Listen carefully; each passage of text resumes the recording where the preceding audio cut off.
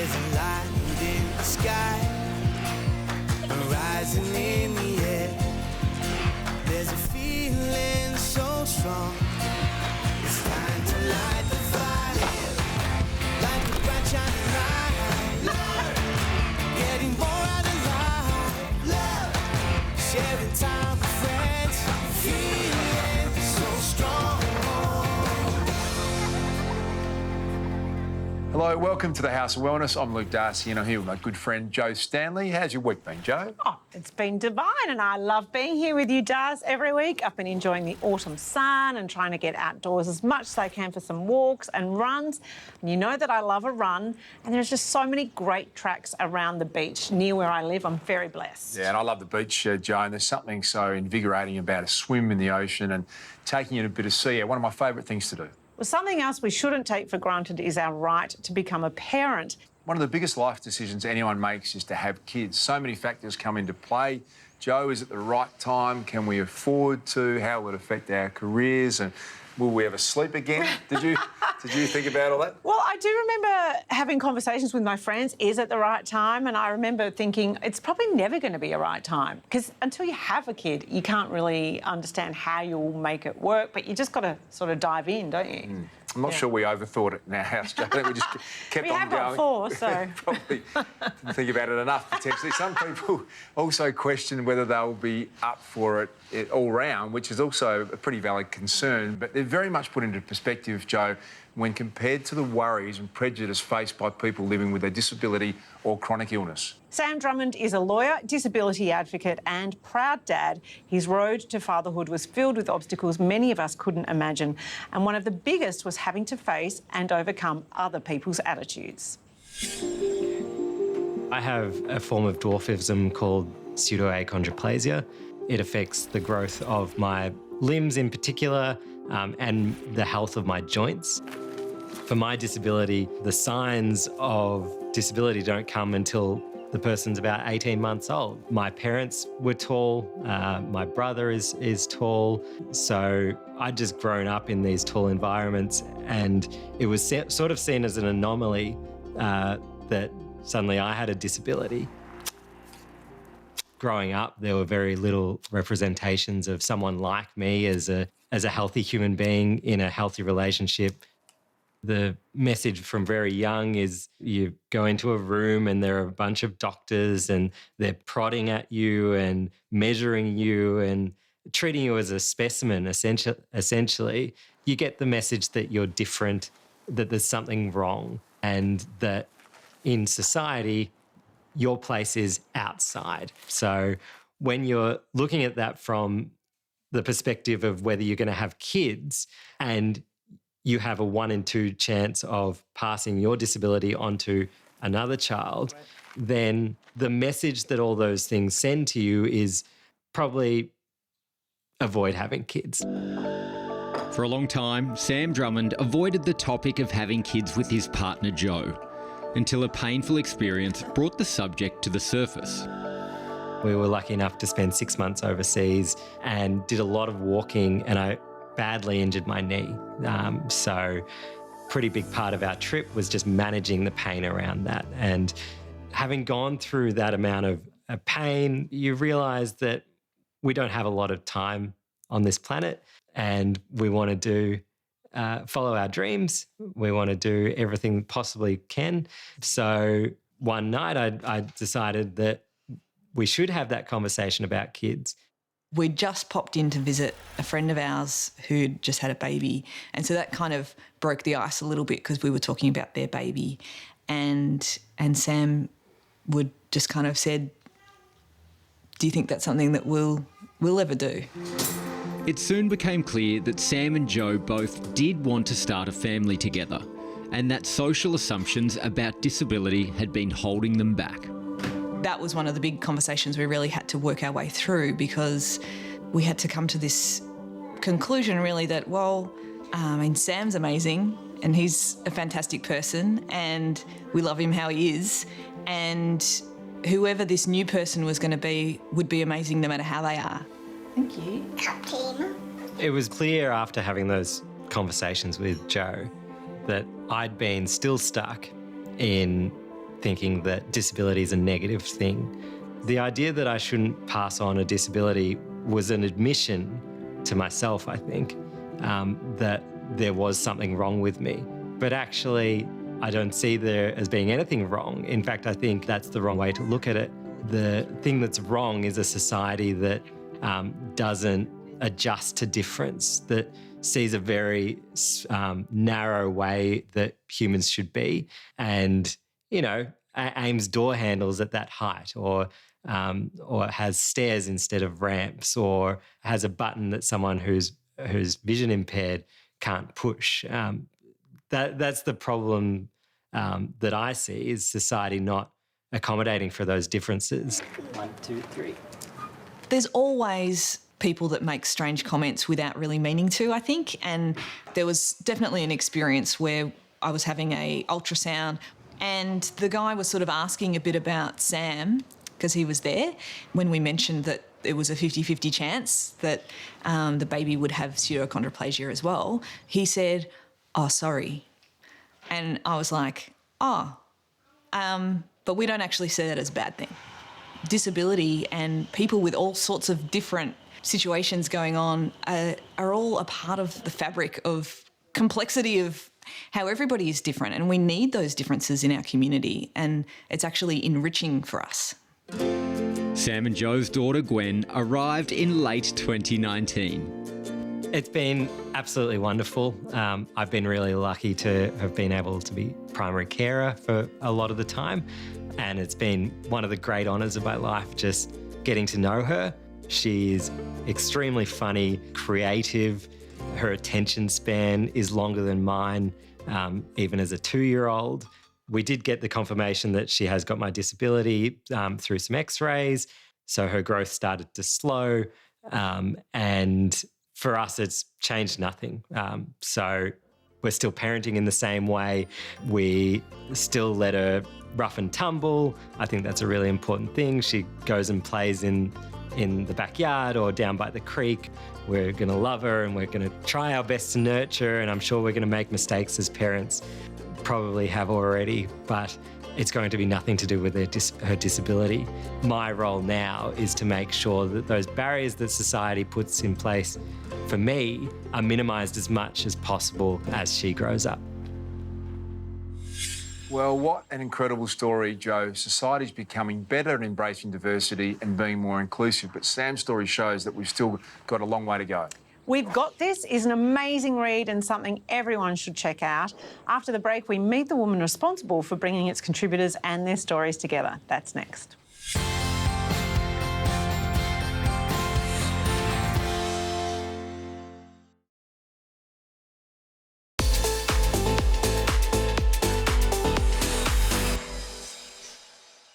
Before the break, we met Sam Drummond, an Aussie lawyer and dad to a beautiful 2-year-old named Gwen. His is a remarkable story shared by 15% of Aussie families who have a parent with a disability. That is a very high statistic, Darcy, yet we rarely hear these stories, and books reflecting their experience aren't exactly bursting off the bookshelves.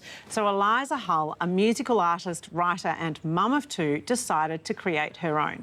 The result is We've Got This, that profiles 25 Aussie parents and their journey to become mums and dads. And Eliza joins us now. Hi, Eliza. Hi, thanks for having me. Eliza, you edited and contributed the book. How did the idea first come about? It really came about due to lived experience. So I have a disability, a physical disability. It's called Charcot-Marie-Tooth, and I've had that since I was 5 years old. And when I fell pregnant with my daughter 7 years ago now, I just noticed that there wasn't enough representation of disabled parents in the media or in, the many books that you get given. I couldn't find any story that represented mine or other stories of people with disability. So it came from that. It was that lack of representation. Can you tell us about your disability and how it impacts your choices and the way you parent? Yeah, so as I said, I've got a physical disability, so it affects the way I walk. So I walk with a different gait. I also fall over regularly and have muscle loss and sensation loss. I'm also in pain and constantly fatigued. The way that it affects my parenting is I have to be quite creative and flexible in the way that I parent. So I'm always thinking of ways, well, how can I do this in a safe way? So getting downstairs, for instance, my beautiful son, who's 1 year old, we do that in a safe way, whether that's sitting down and going down the stairs one by one, getting him out of the car. I have to lean up against the car and, leverage for support and then pull him out of the car. The way that I guess I parent is that I think by being a parent that comes from a diverse background is I'm showing them that diversity and disability is actually what makes this world a beautiful place. So I think that in actually being a parent with disability, I'm teaching my children that. You write in your book that being a disabled parent is a rebellious act. What do you mean by that?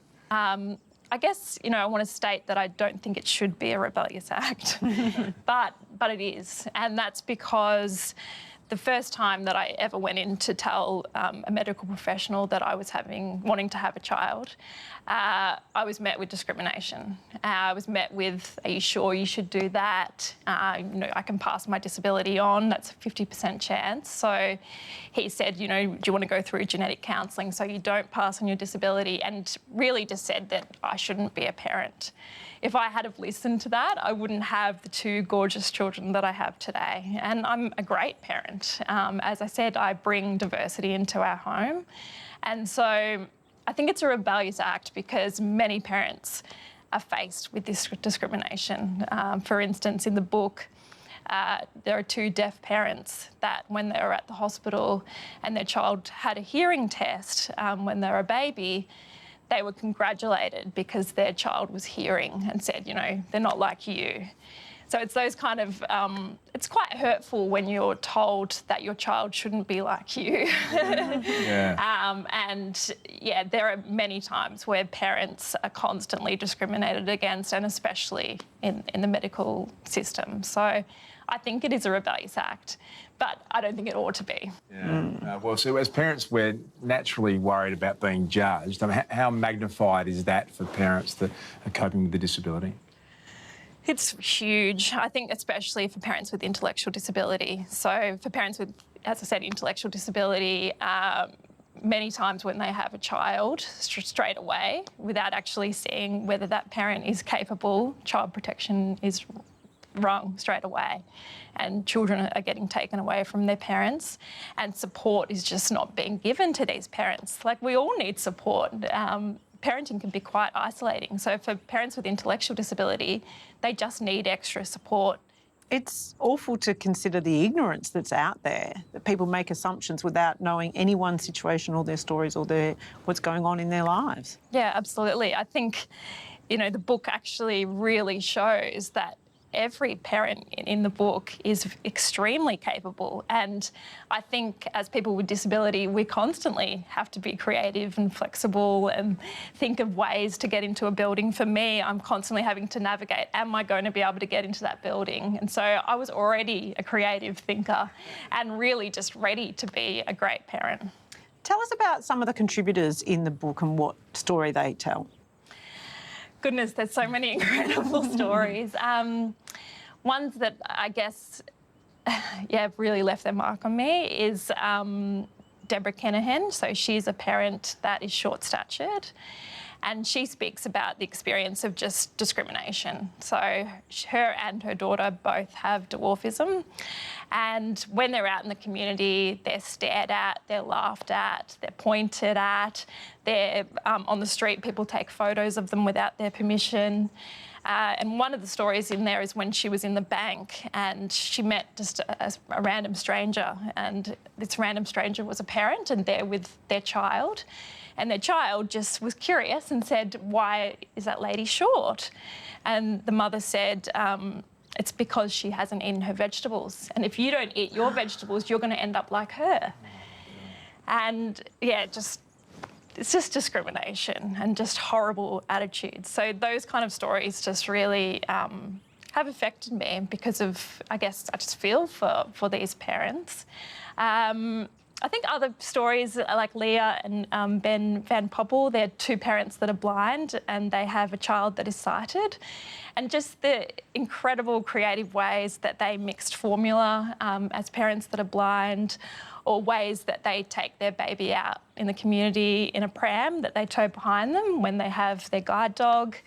I guess it just really shows again just how these parents are creative and find ways to be incredible parents.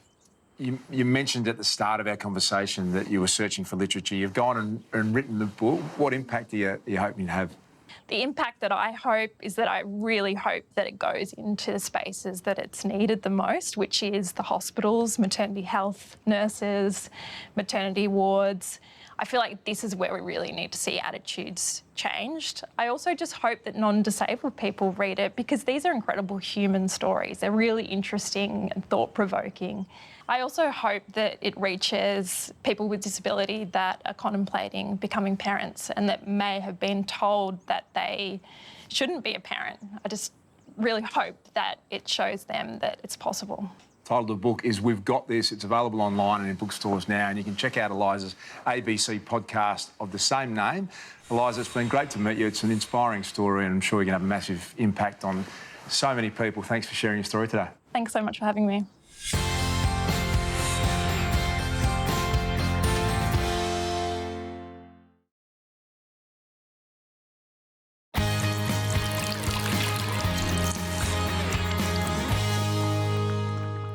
Well, water is the elixir of life, as they say, Joe, and I drink a lot every day, but I'm a bit far away to sample what's been voted the best tasting tap water in the country. You want to have a little crack at where that might be? Well, I'm very partial to the water in Melbourne, where I live. Is it Melbourne? No, you're not going to get there with Melbourne. New South Wales, specifically the Northern Rivers region in the northeast of the state. I believe it was a year-long search, Das. The Water Industry Operators Association were sampling things like colour, clarity, odour and something they call mouthfeel during the blind taste tests, and there was no spitting out between samples. Not quite the same process as wine tasting, Joe. There's a bit of a difference there between the flavour of water around the country. And I grew up in South Australia, and it's not until you left and went back there and realised that, you know, South Australian water's pretty terrible. I've heard this, It's yes. sort of almost brown in colour. Our South Australian friends might differ, but I didn't think anything of it because that's what you grew up into. So do you always drink bottled water in South Australia?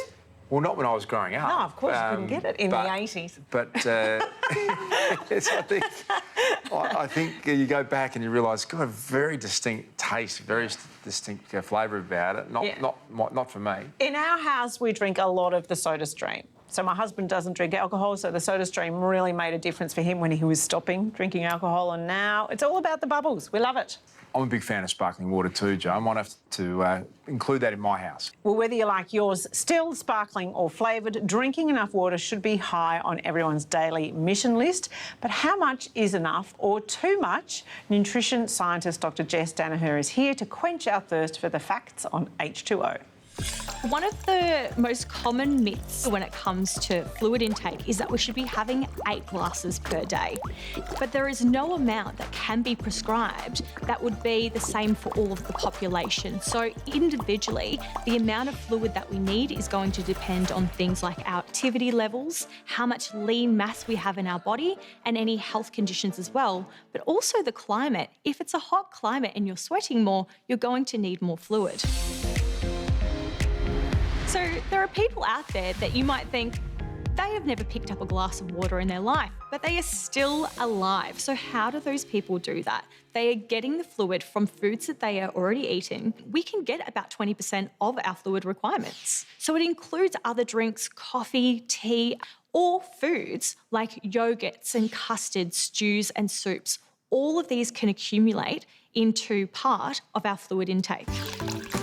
There is a wide range of water available in the market, and tap water is just as healthy, safe and convenient as all the others. But you could also get things like sparkling water or mineral water, water from spring or glaciers. With vitamin water, those ones that come in with the bright colours, they're a gimmick.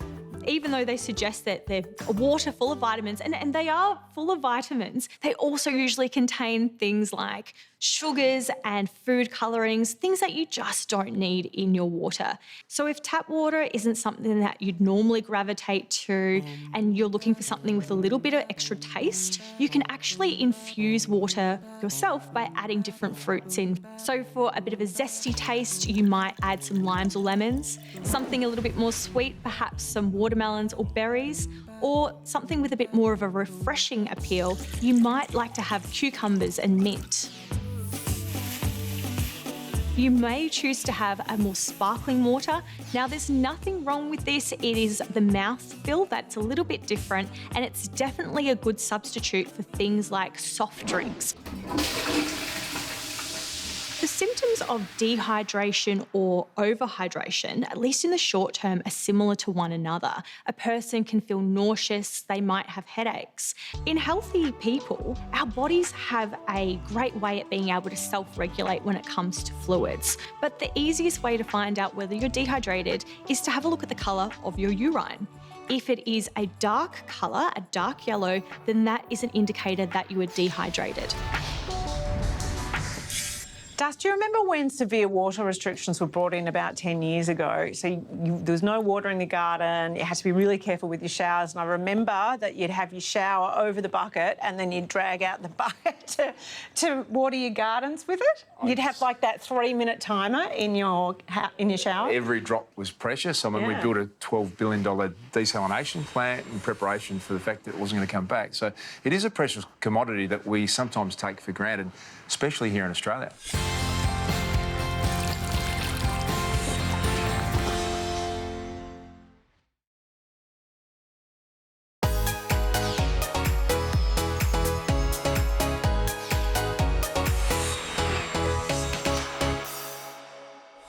Let's face it, mascara isn't just my favourite, it's everyone's favourite. The reason being, it adds thickness, length and definition to your lashes. The Rimmel London Clean, Volumizing and Conditioning Mascara is from the new Kind and Free collection.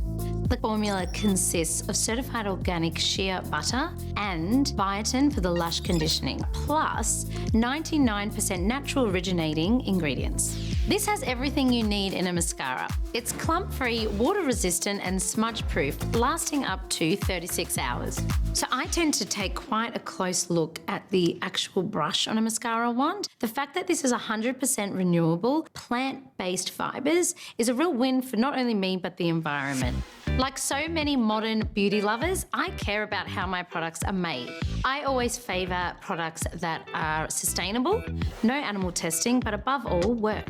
That's the philosophy of Rimmel London Kind and Free range. So if it does that, plus gives me luscious, beautiful lashes, I'm here for it. Joe, a yearly highlight for me is the Sydney to Hobart yacht race. I love the tradition. I love it kicking off on Boxing Day. Now tell me, are you a fan? Are you a bit of a boatie? Do you like getting out and Do you have to ask that?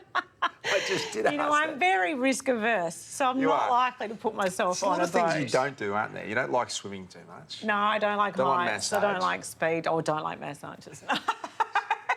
Everything that's fun I did is off once for you. go on a yacht, and I was very impressed with the people that do yachting because it's hard work. It's really hard work. Joe, you're going to be inspired by this story regardless. Olympian Nina Curtis. As a kid, Nina grew up messing around on boats on Sydney's Pittwater.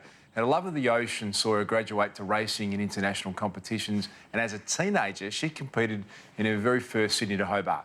Nina took silver during her Olympic debut at the 2012 London Games, which was such a highlight.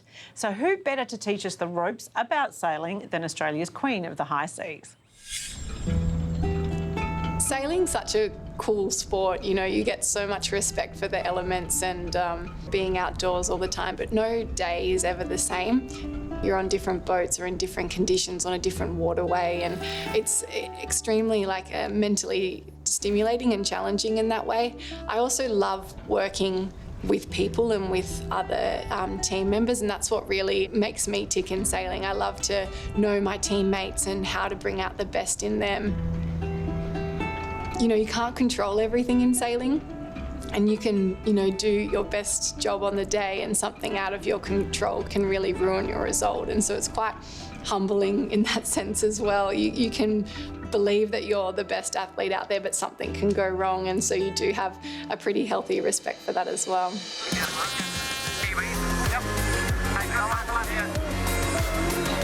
This style of, foiling, racing in short courses with this calibre of sailing is something I've been hunting for my entire sailing career, and I think that SailGP have really got it right this time in terms of making sailing accessible and interesting to people that aren't sailors. And they're 50-foot foiling catamarans, so they've got an aerofoil under the water, and that kind of forces the boat to lift up and out and sail literally out of the water. They've also got, rather than a sail, which normal boats have, they've got an aeroplane wing as well. So it's, cutting edge technology, and the boats are developing all the time to keep up with the new technology that's coming through. And what's so cool about SailGP is that it's had the pulling power to pull athletes in from the Volvo Ocean Race, the America's Cup, Olympic gold medalists from all walks of sailing. We really do have the best of the best athletes, as both the male and the female as well. Sailing's one of those sports where your physical performance isn't the determining factor for that win or loss, but it does make a lot more than what meets the eye in terms of how you perform. And the biggest thing in ocean racing is endurance, and you've got to be able to still be strong and powerful, but also coordinated and mentally be able to make good decisions under some pretty extreme conditions. So you're cold, you're wet, you're tired, you're probably hungry as well. So we see a lot of as much variance in training as humanly possible. You want to shock the body quite a lot, but also, that really nice basic strength and endurance takes you a long way as well. So for me, I don't have an incredibly long attention span, so it suits me really well in terms of fitness training. I like to mix it up quite a lot and never be doing the same thing day to day. SailGP's got this Race for the Future initiative. So we're racing for 2 wins. One is the season championship, but also the Race for the Future championships. And the idea is that the teams, brainstorm together and think of ways that we can make less of an environmental impact or a positive change, and then go forward and with, any kind of influence or funding that we can pull together some really exciting changes. And one partnership we're really excited about is it's a 3-way partnership with Parley, Wealth and ourselves.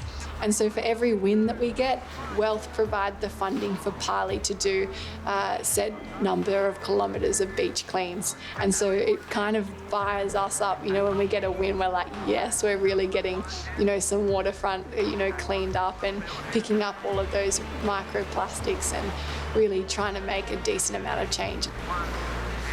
Sailing's, at the moment, beautiful and equal. Like as a child, there's equal involvement. It's quite nice and evenly matched as well, and it's mixed gender, right up until, you get to those paid roles later in life. And it's been, a bit of a struggle to break into that professional realm as a female sailor up until about now, where we've got these great initiatives that are coming through, and it's making a big difference, but we've still got a long way to go. We're seeing female inclusion now at with small positions and roles available, but in terms of having that top meet the bottom, we're not quite there yet. Right now, I feel like we're at this critical point where we can really make fast change in the sport and find that equity. So for me right now, the end game is to, perform as best as I can and really be an integral part of the Australian SailGP team right now, but also, develop this into something really special in terms of a full, female team going forwards. And there's really exciting opportunities happening right now, but what's important to me is that influence and being a good role model and really trying to prove the worth of how awesome female athletes are.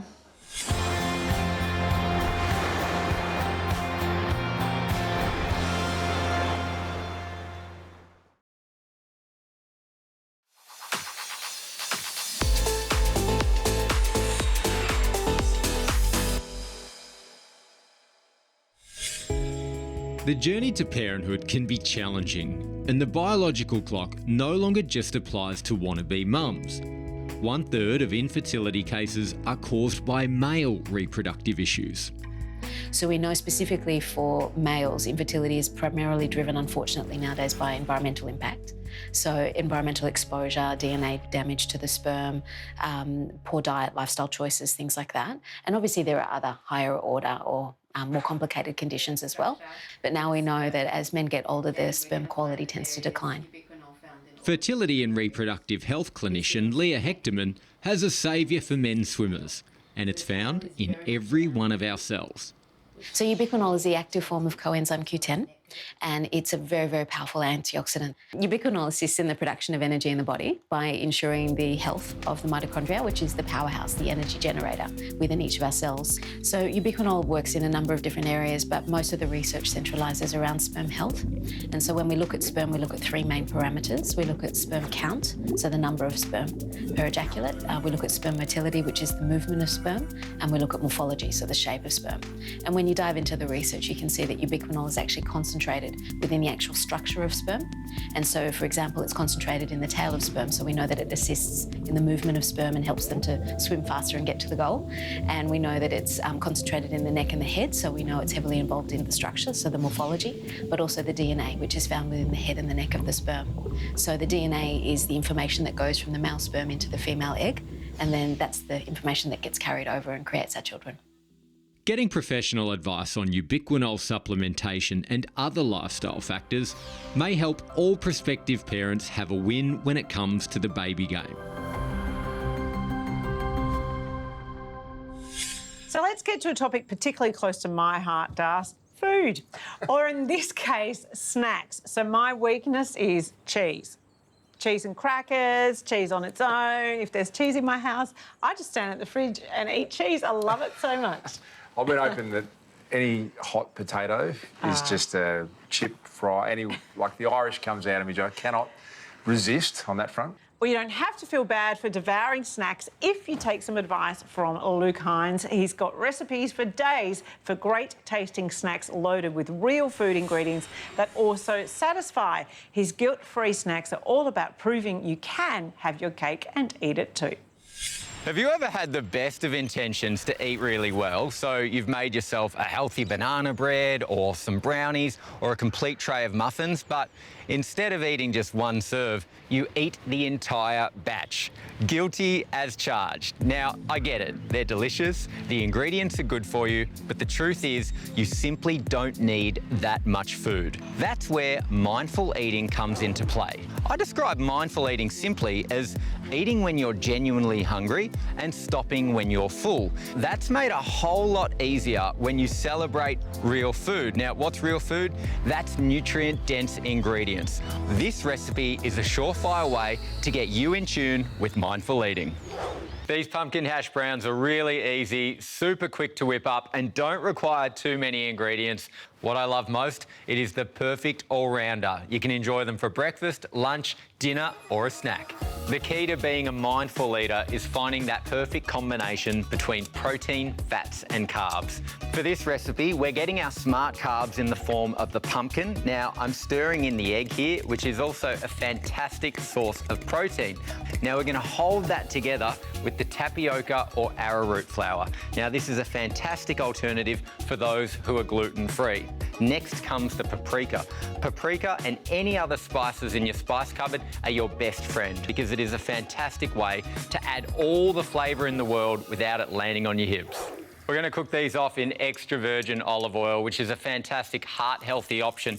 Now, it's good for your cardiovascular health, joint health, and it is packed with antioxidants. The problem with high-carb and highly refined foods is that we don't have an off switch. Yet, when we celebrate proteins and fats, we genuinely feel full when we've had enough, which is where the avocado smash comes into it. Now, it's a fantastic heart-healthy fat packed with omega-3 and 6 fatty acids. What this does, it actually helps us feel fuller for longer, so we're less likely to snack between meals.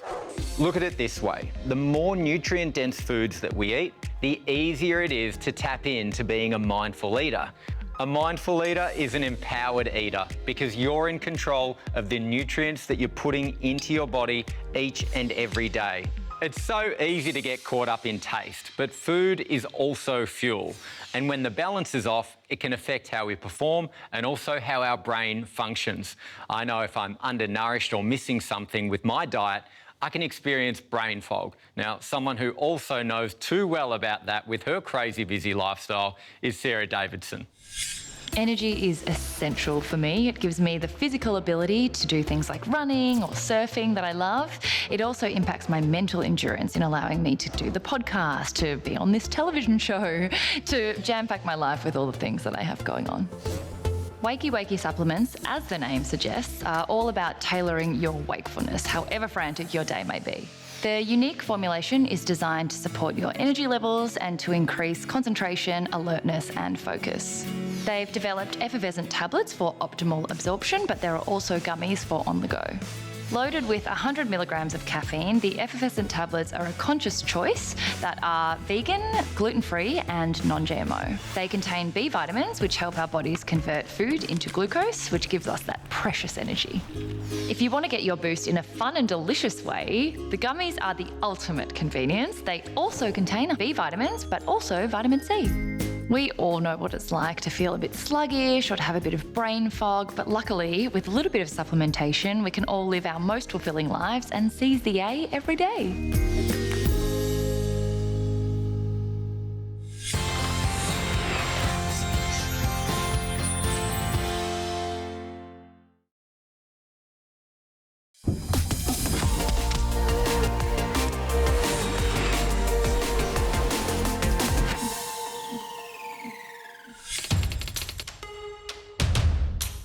Oh, nothing, just chill, like literally nothing.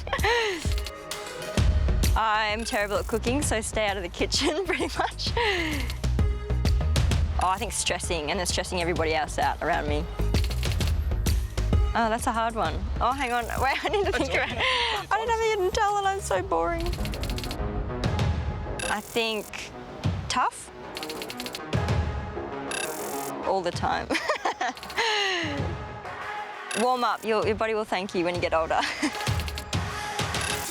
And being underwater, drowning. Probably coffee. Japan. Hiking. I think I would like to go skydiving, I think. Only recently though. Tennis. Like big heavy weights. Probably anything on TikTok at the moment. I don't really need much unwinding. As soon as my head hits the pillow, I'm out. Too much training. Yeah. Last week, we put the focus squarely on something we all spend a third of our lives doing. That's sleep, Joe. A staggering 60% of Aussies struggle with falling or staying asleep and waking up too early as much as 3 or 4 times a week. That's a lot of very tired people. So that includes our own podcaster and presenter, Sarah Davidson. So when we heard about a sleep technique developed by the military to help soldiers fall asleep anywhere at any time, then Sarah was the obvious choice to give it a go. The program guarantees that at the end of the 6 weeks training, you'll fall asleep in just 2 minutes. If it works, I am in, because that to me sounds like a miracle. But in the meantime, we'll be checking in weekly for a progress report with Sarah. So let's see how she's been getting on at the end of week 1. It is the 7th day of the first week of this sleep challenge, and it's been an interesting week so far. I definitely started off a little bit skeptical, and I think I tossed and turned on the first few nights, probably just overthinking it. But once I got used to the routine, I don't remember if I fell asleep in 2 minutes. I probably should time myself to figure that out. But it has really helped to get your brain and your mindset into the idea that you're ready to fall asleep. So small changes are happening, probably not the 2 minutes just yet, but I'm really keen to see how it goes for the next few weeks. Joe, you were just telling me before that quite often at night time you're up wandering around in the dark at home. I find that remarkable. That how often is that happening for you? That will happen sort of 2 or 3 nights a week, but it's because one of the worst things you can do if you can't sleep is to try and lie in bed not sleeping, because that then makes you get anxious about the fact that you're not sleeping. So you're better off to get up, do something that's a bit restful. And so I kind of just wander around and I think about life and do some breathing, and then I go back and do meditation or mindfulness and eventually kind of fall asleep. Sounds painful. That's our show for today. For any info on anything you saw today in the House of Wellness, check out the House of Wellness website. You can tune in each Sunday to catch me and Gerald Quigley on the House of Wellness radio show. And that is all for today. Thanks as always to our great friends at Chemist Warehouse. We'll see you again soon. There's a feeling so strong. It's time to light the